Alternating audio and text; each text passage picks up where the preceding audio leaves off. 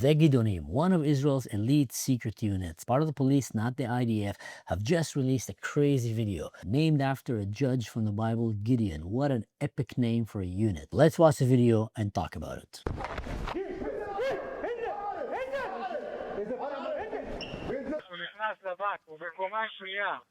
כיוונתי בקומה שנייה. פעל.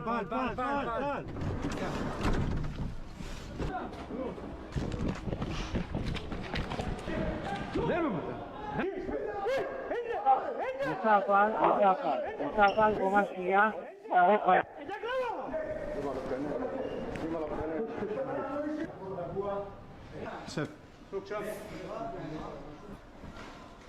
חכון רגוע, שליטה מלאה.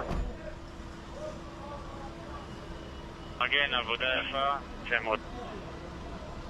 Now let's watch the video again and I'll explain to you what is happening. Before that, don't forget to do the like, subscribe, the share, click the bell. It helps this channel keep growing. And if you want to support my work, go and check my Patreon. In this video, we're seeing the Gidonim unit raiding a bank in the West Bank and arresting a terrorist. Now, one of the things that is very unique about this unit is that they do this lightning fast raids. And over here, you see the suspect. They're taking him down. Right here, the suspect has been identified by a drone entering the bank, and they're saying he's on the second floor. Now, the Gidonim is a unit that have mistalvin capabilities, so they often go undercover, embedding themselves in the society. So I'm quite positive that there's a few agents that were tracking him as well, because you see, when you follow someone with a drone in an area like the West Bank, there's a lot of markets, there's a lot of these tarps and covers that are covering, and you might lose sight with that person. So what you do is usually have your agents following him and also placing key agents in the route that you believe he's going to be going, talking to them on the radio, adjusting their movement as the suspect keep moving, and keep giving a clear identification on the suspect. And here we see he's been identified entering the bank, and now the unit, which is not undercover anymore, will break out from the van and will start running. And look how fast they go. They just charge in, disregarding a little bit the safety, but in order to achieve the goal. Now, to be able to get to that level where you can just run inside an enemy territory, disregarding your safety, exposing yourself from all around, to mitigate that risk, you need to train your guys to become highly trained fighting individuals so they can defend themselves in any situation, fighting 360, and also their entire team is built to move very organically, very fast. They come, they surprise the suspect, they take him down. This is probably one of the scariest things that I remember from my experience when I was doing similar things, is that I would accidentally end up shooting an innocent civilian. I always used to pray to God, God, help me take down the bad guys, but please make sure that I don't accidentally shoot a mother or a child. And it's very difficult because you're entering a place that everybody is dressed the same and everyone could be a potential terrorist. And even after you cleared someone, you turn around, he might, pull a gun, a knife, a machete, a shotgun and shoot you. So you need to be highly alerted in that situation and being able to act very fast. Now imagine if there's a suicide bomber even in there. It complicates things very, very fast. And that is the reality that units like the Gidonim are working in. You can see here, they're going really fast. They're covering, they're, opening zigs very quickly. And now they extracted the terrorist and took him back for interrogation. Now, a little bit about the Gidonim unit, about the training process, the qualifications, what do they do, and what makes that unit super special. What if I told you that in Jerusalem, in the Old City, hitting among the markets, there is civilians dressed like civilians, Gidonim operative who are basically sitting in the coffee shop, walking the streets, doing shopping. But what they're doing is they're tailing suspects. They're following people that might be of interest, and they're always ready on alert. You have the team that is undercover, walking the streets of Jerusalem, and then you have the team that is ready with the uniform to jump in and to react to any ongoing situation, a terrorist attack, hostage situation, a suicide bombing attack, and etc., to stop it while it's happening. This is a highly skilled undercover unit that is living and breathing the Arab streets in Jerusalem and in the West Bank. They know the language, they know the culture, and they're always training and ready for the next thing that might happen. And you won't hear about them until something happens, and then it's too late. Called the Gidonim a secretive mistalvin force force of the border police, small in number but deadly in effectiveness. They blend into Arab societies, they learn the language, their ways, their traditions. It's super important, the dialects. When you work in this kind of job, every village have a different dialect, different way that they say things, how they drink the coffee, how they greet the elders, how they talk to their friends, and one slip can blow the cover for you and your teammates and can put people's lives at risk. They're expert into blending into Arab society and working in one of the craziest cities on the face of this earth, Jerusalem. With all the complicities that come with Jerusalem, they're one of the main units that are in charge of the defense of Jerusalem. And today we're gonna go inside their world. The Gidonim is an undercover special unit that is working under the Israeli police and is in charge of the safety of Jerusalem and in general counter-terrorism and everything that comes around with that. It was established in the 70s after a wave of terror attacks in Jerusalem in order to deal with terrorism and national crime within the Arab-Palestinian population of that city and the surrounding refugee camps around Jerusalem. Main characteristics, they have the histarvut capabilities, which means from the Arab world to basically blend in and look like the Arabs, you know, walk like an Arab, talk like an Arab, dress like an Arab, smell like an Arab, quack like an Arab. You get the point. The fighters specialize in disguising themselves as local Arabs, speak fluent Arabic, and are deeply familiar with the culture and customs. Operations, they carry out targeted arrests, gather intelligence, stop terrorist attack, arrest wanted suspects, and neutralize terrorist incidents in real time. Their area of activity is primarily the area of Jerusalem, the refugee camps around, but they often operate also in the West Bank and all around the country because they're very skilled units, so they might end up being used all across the nation of Israel. The Gidonim are regarded as a very small but very effective force, operating very close to civilian areas, often behind enemy lines, embedded among the local society, gathering intelligence, making arrests, and taking down terrorists. Some of the recent famous battles was during October 7, a team of 4 Gidonim was one of the first ones to respond into the area of the conflict and by themselves have stopped an entire convoy of Hamas terrorists on armored vehicles, protected jeeps, and etc. They were armed to the teeth and were trying to enter Israel to reach all the way to Tel Aviv. They were stopped by 4 Gidonim fighters who fought until the end there. 2 of them got injured. Now imagine, they went there with their light weapons basically and ended up facing this entire army of terrorists and they managed to stop them. And the reason they did that is because they understand the mentality of the enemy. They've been there. They worked undercover in their streets. They know how they think. And many of them are actually Druze and other Israeli Arabs, along with the Jews who have went through intense training by the Shabak and by other organizations to teach them the mindset of the Arab world so they can become more effective fighters in that field. They stopped them all alone for hours until the IDF came there and completely destroyed them.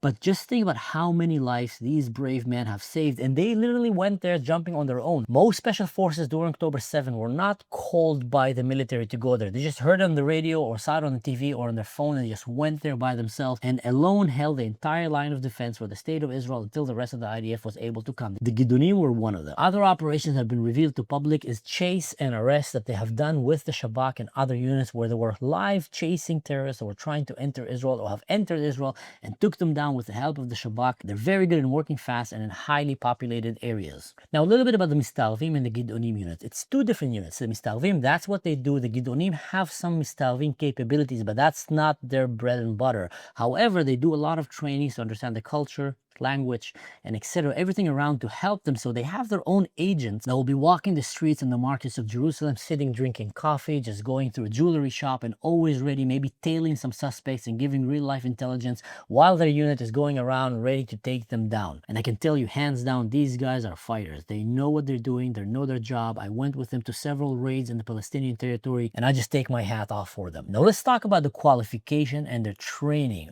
Undoubtedly, it's one of the most rigid and hardest trainings in Israel for special forces. Most of their members are coming already from elite units or from the regular brigades, and they go through that filtering system. The duration of the training, like I said, is several months of preparation and filtering. And then once you start the training, it usually takes about 9 months where they train you in different aspects of fighting. And then you go into the unit, and that's where your real training, live training experience starts. Part of it is background check. Another part of it is psychological evaluation. Part of it is the top secrecy. Are they qualified to deal with the secrecy that comes in that unit? I went through this training several times. I can tell you it's very serious. I used to do polygraph every several months, and that was a nightmare. I remember one time they were interviewing me. They were trying to understand what did I do in Africa. So once you pass that secrecy qualification, the psychological evaluation, and you go through the filtering, you go and you start 1 week training usually goes, or several days training where they do a hard training where most people will drop down because it's just physically too demanding and mentally too harsh. Many people just break through the training. Now, the ones who pass that training will start the process, which will take about 9 months. So the whole process will probably take about 1 year, but out of them 9 months of intense training. And during that training, there's a lot of filtering. A lot of people will drop through the training because they're not good enough at using firearms, they're not good enough at Krav Maga, or mentally even not ready, or they're not very good teammates. There's so many factors that will go. But once you go through that 9 months of training, which is like a pressure that will make a diamond warrior out of you, then you will go into the unit. But that's when the real training starts. Usually they say in these kind of units, it takes about 2 years from the moment that you finished your qualification training until you become the warrior that they want you to become. The training is intensive and it covers both police and military training, but here are some of the things that we'll focus on. Undercover work, mistalvim, how to blend in society, how to learn their language, how to follow a person, tail after them, how to gather intelligence, how to blend in, how to evacuate from intense, crowded areas like marketplace, small alley neighborhoods, and etc. Role playing. A big part of their training is a lot of real life role playing to be able to handle different situations. Now we're not talking about actors like in Broadway, but you do need to be a very good actor in these role playing. And in the end of the day, if you don't do your job right, you're not just going to get tomatoes thrown at you. You're probably going to blow the cover of you and your team, and you're going to get people killed, either your teammates, the hostages, or even civilians around you who are going to be caught in the gunfire. So it's very important that these guys are cold as ice, are very, very focused, and know how to role play the situation that they're in. Close quarter combats and arrest. They do a lot of Krav Maga and counter-terrorism fighting, face-to-face. Now, we're talking Krav Maga, the Special Forces. Trust me when I tell you, it's very different than the Krav Maga that you have in LA in some gym studios. Both are really good, but both are just very, very different. If we would do the Krav Maga that we learned in the Special Forces in a gym in LA or in Berlin, we will get arrested immediately. I'm telling you, you just can't do it. You can't do it in civilian structures because it's too brutal, too violent, and too dirty. I remember one of the times when I was training with some of the Gidonim guys, by the way, and we're doing some Krav Maga lessons. And the instructor, he called me out, and as I was walking to him, he basically spit on my face. And when I covered my face, because I was not expecting someone to spit in my eye, he kicked me in the balls, he grabbed my face, punched me in the face, he hit me in the neck, and I was trying to breathe, grabbed me by the hair, and then looked at everybody and said, "See, guys, we fight dirty here. You got to be ready for everything. It's not the normal cage fighting or the normal karate takas that you're going to have. This is real life fighting." Now, yes, if you will encounter Conor McGregor or John Jones or some Shaolin master, he's going to break you to pieces. But in general, in compared to the average, very aggressive male, you're going to have that edge over him because you know how to be more aggressive and you know how to fight very dirty and you know what the tricks that are coming your way. So the whole Krav Maga lessons is, first of all, teaching you how to be very aggressive, teaching you how to be very resilient, and also teaching you how to use different weapons that are around you, from your gun, from the knife, from the helmet, the magazine, a rock, a stone, a credit card. Doesn't matter what you have around you, so you will survive the situation. So it's a very different training, and they do a serious Krav Maga training. One of the Gidonim guys that I trained with, he's a good friend of mine. He was a boxer, and we had a few rounds where we had to fight in a cage, like 30 people in a cage were fighting, and then the last man standing. And twice, me and him were the last guy standing. And I'm telling you, when you're fighting against a professional boxer, one thing is certain, you're gonna get your nose broken, because you see, they've been training all their life to get this into your nose. So it doesn't matter what, you prepare yourself mentally, I'm gonna get punched in the face. So some of these guys are just as hard as it can get, and just wow, serious warriors. Speed raids into homes, market, urban centers, precision arrest, grabbing someone from the middle of the crowd and just putting him in your car really quickly, or just dragging him out into a place, changing the whole outfit on him and on yourself, and then walking out of the market without anyone noticing you. All these things, they do a lot of training for that. Firearms and live combat trainings, different guns, pistols, shotguns, knives, 360 shooting. Now, here's the thing about 360 shooting. You see, a normal army doesn't do that training because usually what you do is, as you advance, you don't have any more enemies from behind you. You clear the area, and then the enemy is always in front of you or on the side. It's never behind you. But when you have special forces that are very quick in the way that they raid, they usually enter behind enemy lines very fast to grab a target, take it down. And in that moment, everything could be your enemies, everywhere around you. So that's why you see them fighting, and they usually hold the weapon in the center, and their hand is usually on the front of the barrel, not on the back. One of the reasons for that, in case you saw that before, when you see someone hold holding from the back of the barrel, which most soldiers will do, when you turn very fast, the whole weight of the barrels in front of you might pull your aim a little bit. So when you put your hand quite in the front, which is very warm, so you usually have some kind of a glove on it, then the barrel doesn't move that much. So you can actually aim very fast and move very fast. And what you do is you train that soldier to be able to fight on himself in a very crowded, hostile area. And then you train the whole team. And then you train them together so they can very organically enter a place, completely cover the whole areas, and be always alerted for any danger that might come at them 360, because any room that you cleared is not clear anymore. So everywhere you go is a new working fighting zone that you need to be able to clear that area again, going in and going out. And that includes simulating markets, alleyways, buses, all kind of different scenarios in a very dense urban reality. Intelligence and surveillance, being able to be an intelligent gatherer yourself, being able to work with the Shabak and other organizations, being able to follow someone, tail a target, collect information, sit in a coffee shop and just listen to people talking, etc., etc. All these things that's part of the training of the Gidonim. Explosives and counterterrorism, how to identify IEDs, how to use explosives to breach, neutralizing a suspect that have a suicide vest. I've once chased a suicide bomber for 16 hours. That was not fun. And when we came to neutralize him, he was actually in a very crowded area. So how do you take him down without the vest exploding? How do you reach to him without him just detonating himself? And once you're there, so there's a lot of complications, because if you shoot him on the vest, it might blow itself and kill everyone around him. So usually you will aim for the head, but in general, there's a lot of trainings that comes into how to do that, how to trick that person. Quite interesting training. I was very happy to do it. Psychological and stress training, operating under extreme stress. Stress will usually be like the pressure that will create a diamond or will break a rock. So if someone is very strong and under stress, often they will work even better. There's people that work better under stress than not under stress. Further, you're in extreme hostile environment, crowds, time pressure, stone throwing, Molotov bottles, how to be able to work under that kind of stress without breaking down. Now here's the thing.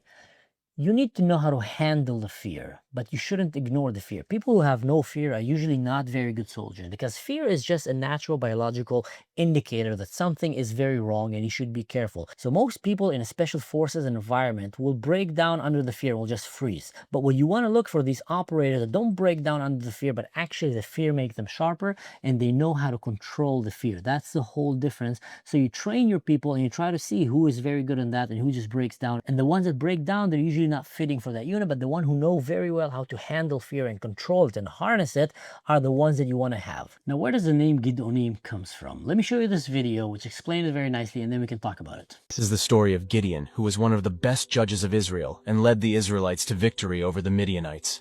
At the beginning of the story, Gideon gathered 32,000 warriors from the tribes of Israel to fight alongside him. Gideon asks God for signs that he will save Israel from Midian. Gideon himself defines the supernatural signs and God answers him. The two signs are a fleece wet from dew while the ground remains dry, and the following night a fleece remains dry at night while the ground is wet from dew. God wants to prove to the people of Israel that victory will not be achieved from a numerical advantage, but from divine intervention, and instructs Gideon to release anyone who fears. Following this, Gideon was left with 10,000 warriors. God asks for another sifting and instructs Gideon to do a water drinking test. The warriors were led to a fountain, where Gideon watched them while they quenched their thirst. The 300 soldiers who raised the water in their hands to their mouths remained, while the 9,700 soldiers who knelt down to drink were wiped out. After a surprise night attack on the Midian camp, Gideon and his 300 men won the battle.